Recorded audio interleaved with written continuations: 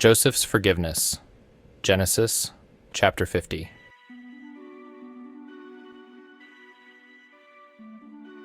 Joseph threw himself on his father and wept over him and kissed him.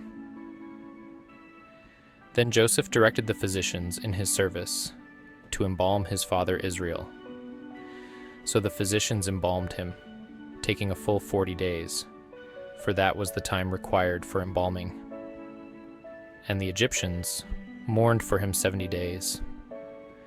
When the days of mourning had passed, Joseph said to Pharaoh's court, "If I have found favor in your eyes, speak to Pharaoh for me. Tell him, my father made me swear an oath and said, I am about to die. Bury me in the tomb I dug for myself in the land of Canaan. Now let me go up and bury my father, then I will return."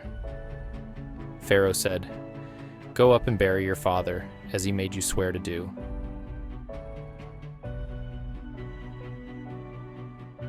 So Joseph went up to bury his father.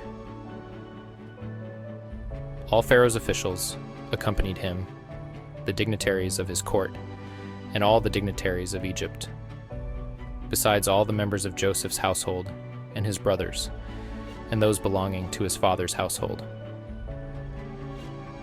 Only their children and their flocks and herds were left in Goshen. Chariots and horsemen also went up with him. It was a very large company. When they reached the threshing floor of Atad, near the Jordan, they lamented loudly and bitterly. And there, Joseph observed a 7-day period of mourning for his father. When the Canaanites who lived there saw the mourning at the threshing floor of Atad, they said, "The Egyptians are holding a solemn ceremony of mourning." That is why that place near the Jordan is called Abel Mizraim.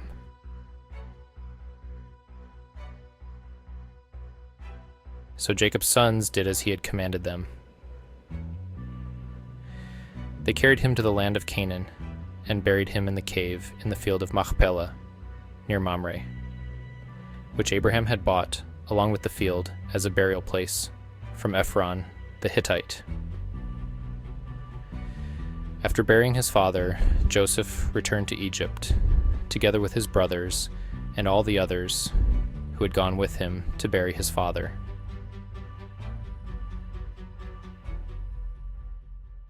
When Joseph's brothers saw that their father was dead, they said, "What if Joseph holds a grudge against us and pays us back for all the wrongs we did to him?"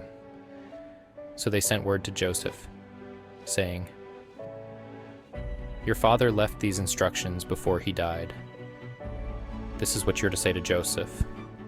I ask you to forgive your brothers the sins and the wrongs they committed in treating you so badly. Now please forgive the sins of the servants of the God of your father." When their message came to him, Joseph wept. His brothers then came and threw themselves down before him. "We are your slaves," they said.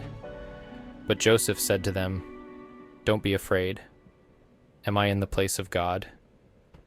You intended to harm me, but God intended it for good, to accomplish what is now being done, the saving of many lives. So then, don't be afraid. I will provide for you and your children." And he reassured them and spoke kindly to them.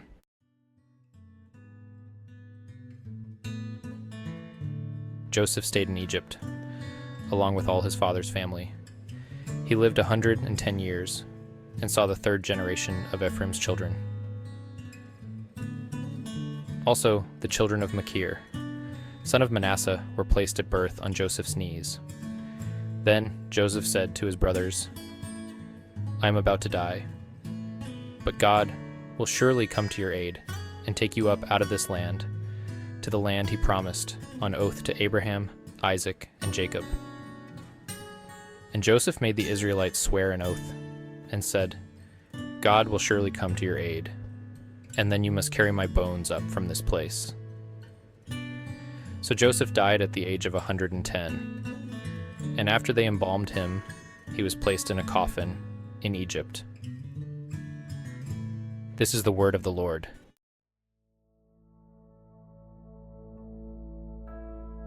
Thank you for joining us today on BMore with God as we explored Genesis 50. This chapter captures the emotional conclusion of Joseph's story, highlighting themes of forgiveness, family, and God's faithfulness.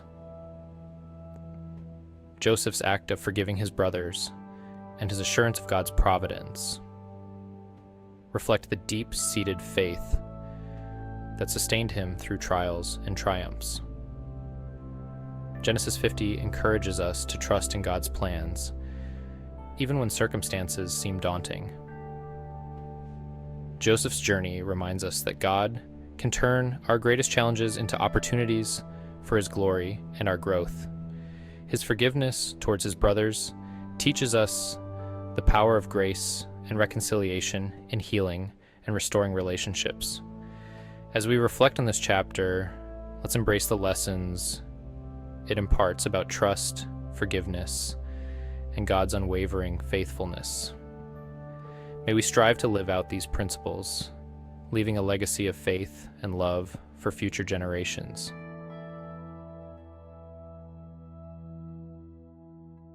Don't forget to like, subscribe, and click the notification bell to stay updated with our series, and join us as we delve deeper into the Bible's timeless teachings. Next time, we'll start a new journey through another book in the Bible, seeking wisdom and guidance from God's Word. If this story stirred something in you, or if you have thoughts and insights you'd like to share, please drop a comment below. Let's foster a community that learns and grows together. Until then, keep striving to be more with God in every moment of your life.